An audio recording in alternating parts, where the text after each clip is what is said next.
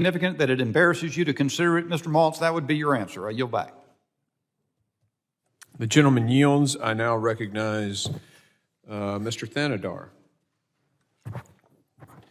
Thank you, Mr. Chair, and thank you to the witnesses who are here today. 2 months ago, the DEA confirmed the interception of a massive shipment of over 20 kilograms of fentanyl during a routine traffic stop in my beloved city of Detroit. Now just think about this for a moment. A fatal dose of fentanyl is only 2 milligrams. Now, if you look at this 20 kilogram seizure of fentanyl, and if I do a quick math here, that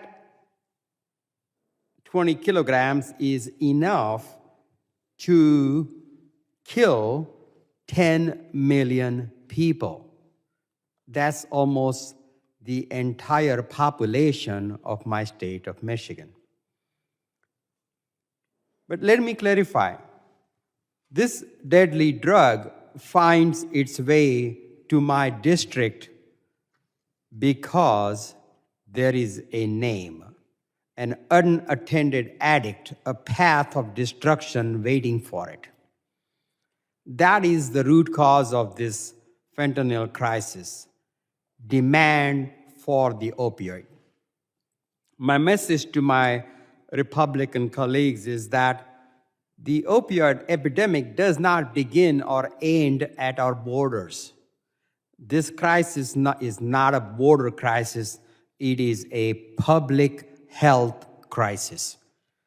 We need to focus on health care. By doing so, we not only save lives, but also disrupt the profitability of these cartels. It's a win-win situation.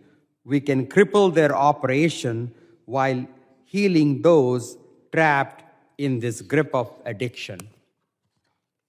Dr. Brown, can you discuss how treating demand for these drugs would hurt cartel operations while saving lives? Thank you. I stated at the beginning of my testimony that focusing on treatment, demand reduction, and harm reduction approaches is absolutely critical and indispensable. This is indeed what will save U.S. lives. Law enforcement actions, both on the U.S. side of the border and internationally, are also very important because we do want to minimize the amount of flows to the United States, and also because the objective should be dismantling the drug trafficking groups. However, expanding access to insurance so that more people in the United States could receive treatment, adopting the smartest, most proven evidence-based approaches so that people are not dependent on sourcing illicit drugs on the illegal market, so they are not dependent on sourcing illicit drugs, period, is crucial. And with that, and a very important element of that is also treating the underlying cause, which is still a significant overprescription of legal opioids. And I want to go back to emphasizing another point from my testimony, the real big danger currently of pharmacies in Mexico that are brick and mortar buildings, look like any pharmacies, and are selling all kinds of drugs, including fentanyl and meth-laced adulterated drugs to international tourists such as US citizens. They need to be shut down. Thank you, Dr. Brown. My understanding is that the administration is working to expand its public health initiative to combat the fentanyl epidemic. Do you view this as a necessary step?